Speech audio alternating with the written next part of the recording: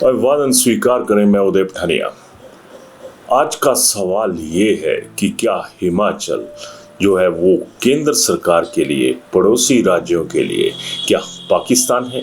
क्या वजह है कि हिमाचल की जो, अगर मैं ये कहूँ कि जो अहमियत है या फिर जो दुर्गति है, उसमें भेद क्यों नहीं हो पा रहा? क्यों ऐसी ट्रीटमेंट हिमाचलियों को मिल रही है जैसे ये भारतीय ना होकर किसी पड़ोसी देश के निवासी हो या पड़ोसी देश का हिस्सा हो? इस किस्से के पीछे भी एक कहानी है। दरअसल सिलसिलेवार इस मुद्दे पर चलने की जरूरत है।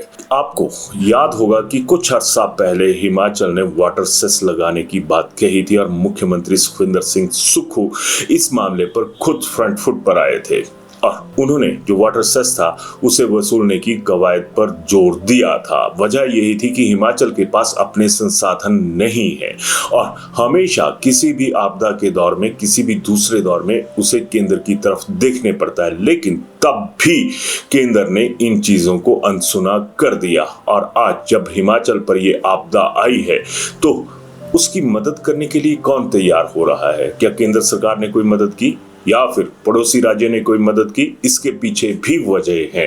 दरअसल जो डैम बने हैं, इनसे जो भी विद्युत उत्पादन होता है, वो उसकी जो सप्लाई है वो पड़ोसी राज्यों तक जाती है। और अब जब हिमाचल में अंधेरा पसर गया, सराज वैली पूरी की पूरी अंधेरे में है, तो पड़ोसी राज्य जगमग हैं। लेकिन इस जगमग में भी उन्हें हिमाचल में पसरा हुआ अंधेरा नजर नहीं आ रहा। दूर क्यों जाना, बिल्कुल साथ में लगते पड़ोसी राज्य पंजाब की बात करते हैं। यहाँ पर जब हिमाचल में चुनाव थे तो आम आदमी पार्टी ने बड़ी धमाकेदार एंट्री इस सास में की थी कि जिस तरह से पंजाब में प्रचंड बहुमत मिला था उसी तरह से शायद हिमाचल में भी मिल जाए। और उस दौर में मौजूदा पंजाब के मुख्यमंत्री भगवंत सिंह मान और आम आदमी पार्टी के सुप्रीमो अरविंद केजरीवाल मंडी ही पहुंचे थे और ये वही मंडी है जहां पर इन दिनों कहर की जो परिकाष्ठा है वो हो चुकी है। यानी तब वोटों की रोशनी चाहिए थी आम आदमी पार्टी को, तो उन्होंने अपना पहला अटैक जो था वो मंडी में किया। और आज जब मंडी को जरूरत है तो क्या पड़ोसी राज्य ने एक भी पैसा देने की घोषणा की? क्या भगवंत मान आगे आए? क्या अरविंद केजरीवाल ने कोई बात उठाई? नहीं, बिल्कुल नहीं उठाई। यही हाल पड़ोसी राज्य हरियाणा का भी है, केंद्र शासित दिल्ली का भी है, राजस्थान का भी है और इसी तरह से हमारे वो जो तमाम पड़ोसी हैं उन्होंने कुछ भी मदद यहाँ पर मुहैया नहीं करवाई। अब सवाल उठता है कि क्या इस विषय की जांच नहीं होनी चाहिए कि जो हिमाचल में धड़ाधड़ डैम बने उनकी वजह से क्या ये प्राकृतिक आपदाएं आ रही हैं? जो इतना जल भराव हो रहा है, जल भराव होगा तो उसका रिसाव भी कहीं ना कहीं जमीन में होगा, तो क्या उसकी वजह से जो पहाड़ हैं वो दरकने शुरू हुए? वजहें बहुत हो सकती हैं, लेकिन इस वजह को खंगालना भी जरूरी हो चुका है क्योंकि हमारे साथ पड़ोसियों का जो रसूख है वो बिल्कुल भी मानवीय नहीं है। अब बात आती है केंद्र सरकार की और केंद्र सरकार में सत्ता में पिछले 10-12 सालों से बैठी बीजेपी सरकार की। इसमें कई गठबंधन शामिल है, लेकिन हिमाचल के लिए कौन सा गठबंधन सामने आया? हिमाचल से भाजपा के राष्ट्रीय अध्यक्ष भी हैं और मैं जिक्र कर रहा हूं जेपी नड्डा का।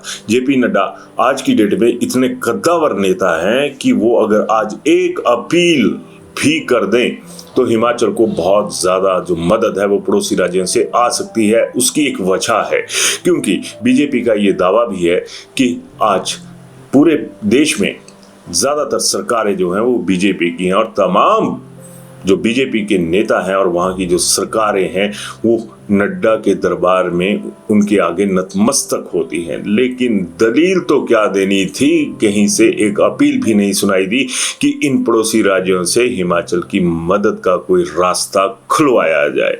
अब सवाल बीजेपी के जो राष्ट्र नेतृत्व है ना उससे भी है।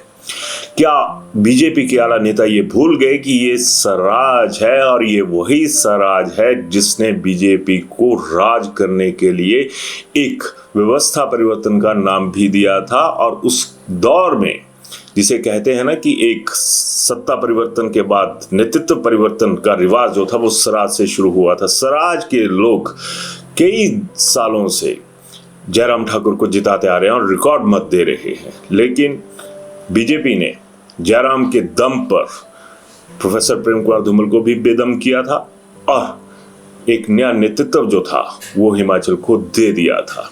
और ये वही स्वराज है जहां से मौजूदा मंडी की सांसद कंगना रनौत को भी रिकॉर्ड तोड़ मत जो थे वो हासिल हुए थे। अब इसके एवज में स्वराज के लोगों को क्या मिला और क्या स्वराज के लोगों को अभी बीजेपी का जो टॉप की लीडरशिप है उससे कोई शिकवा नहीं होगा?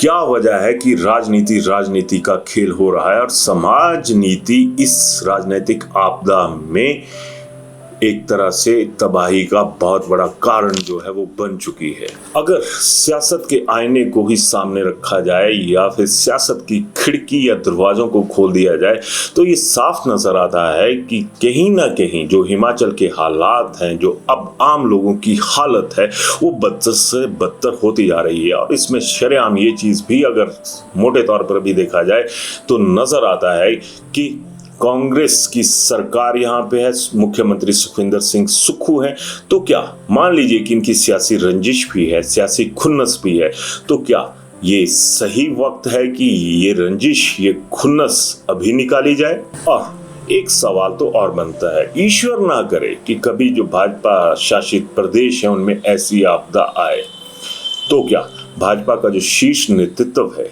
वो इसी तरह से आंखें और नाक कान सब कुछ बंद करके बैठा रहेगा जिस तरह से हिमाचल के लिए किए हुए हैं?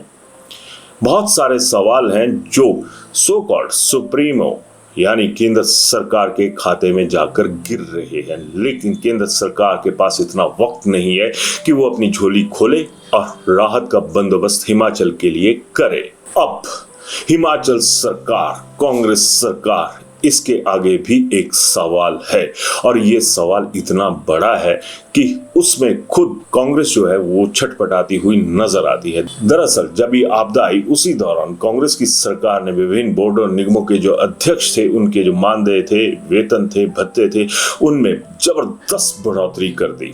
और इसी दौर में जब मदद की जरूरत पड़ी तो अब जो सरकारी लोग हैं या कर्मचारी हैं उनसे ये अपील दलील की जा रही है कि आप मदद कीजिए।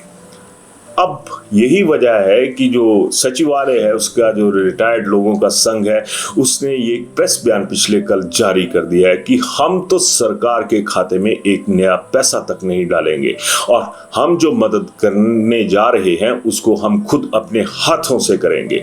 और उसी प्रेस नोट में ये भी लिखा है कि सरकार जब अपने लोगों के पेट भरने में इस तमाम पैसे का इस्तेमाल कर रही है जो अभी आपदा में लगना चाहिए था तो हम उसमें पैसा क्यों दें? सवाल जायज है।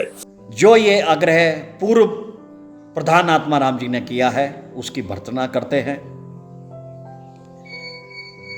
और जो इस प्रकार की जो है वो चाटुकार बातें कर रहे हैं, सचिवालय का पेंशन जो है उसके साथ नहीं है, ना ही उसके साथ प्रदेश का पेंशन आत्माराम के साथ खड़ा है। मैं अपनी इस प्रेस वार्ता में केवल मात्र इतना ही आग्रह मुख्यमंत्री से करूंगा कि वो इस प्रकार के चाटुकार नेताओं के बहकावे में ना आए। यदि हमारी देनदारियां माननीय मुख्यमंत्री जी द्वारा अदा की जाती तो प्रदेश का पेंशन बढ़ चढ़कर आगे भाग लेता आया है, लेता रहेगा और लेगा। फिर भी यदि कोई सहायता पेंशन करेगा तो वो माननीय मुख्यमंत्री के राहत कोष में नहीं से के द्वारा नहीं करेगा, ना ही वो अपनी एक दिन का वेतन जो है माननीय मुख्यमंत्री के राहत कोष में देगा। यदि देगा तो स्वयं पेंशन इकट्ठा करके जो है जहां पर यह त्रासदी हुई है वहां पर जो है इसकी अदायगी की जाएगी। धन्यवाद। मेरा उन तमाम बोर्डों निगमों के जो अध्यक्ष हैं जिन्हें ये बेनिफिट मिला उनसे भी एक सवाल है कि क्या किसी एक भी अध्यक्ष उपाध्यक्ष ने ये कहा कि मैं अपनी सैलरी छोड़ता हूं? मैं ये सैलरी नहीं लूंगा, मैं जनता के साथ खड़ा रहूंगा, नहीं, किसी ने नहीं कहा। इसी तरह से हिमाचल के जो 68 माननीय हैं उनकी तरफ से भी एक ऐसी कोई बात सामने नहीं आई जिसमें 1 महीने की सैलरी देना तो दूर की बात, 1 दिन की सैलरी देने की बात भी कही गई हो। अब इन हालात में जनता का पैसा जनता के लिए नहीं है। जनता जो मदद कर सकती है वो स्वराज में जाकर कर रही है, लेकिन बीजेपी कांग्रेस का जो एक पुराना नाता है, यानी एक दूसरे से सियासी रंजिश रखने का, सियासी खुन्नस निकालने का, वही तमाम चीजें जो हैं वो यहाँ पर नजर आ रही है। नजर नहीं आ रहे हैं तो आम लोग, पहाड़ों में दरारें आ रही हैं, दिल फट चुके हैं, बादलों से ज्यादा दिल फट चुके हैं। और इस माहौल में हमारे साथ खड़ा कौन है? हम और आप आपस में खड़े होंगे तो शायद वो हमारे भाई बहन भी एक मजबूती के साथ दोबारा खड़े हो सकेंगे, जिनके साथ खड़ा होने के लिए हमारे जो सियासी गॉडफादर्स हैं वो तैयार नहीं है। दिल्ली जाने की बात हो रही है, लेकिन दिल लगी तो हिमाचल के लोगों के साथ हो रही है। जवाब जरूर दीजिएगा कि हम आखिर किस सिस्टम का हिस्सा है। हिमाचल अगर अपना हक मांगता है, मुख्यमंत्री सुखविंदर सिंह सुक्खू वाटर सेस की बात करते हैं तब आंखें बंद, जब मदद की गुहार लगाते हैं तब इनके कान बंद। और हिमाचल में जो व्यवस्था की सड़ांध है जो अभी नजर आ रही है, उस बाबत तो हिमाचल की सरकार और केंद्र सरकार दोनों के नाक तक बंद है। अपनी राय जरूर दीजिएगा, और उससे ज्यादा ये होगा कि आप जो आपदा का शिकार स्वराज के साथ साथ पूरे प्रदेश में हमारे लोग हुए हैं, उनकी मदद जरूर कीजिएगा। धन्यवाद।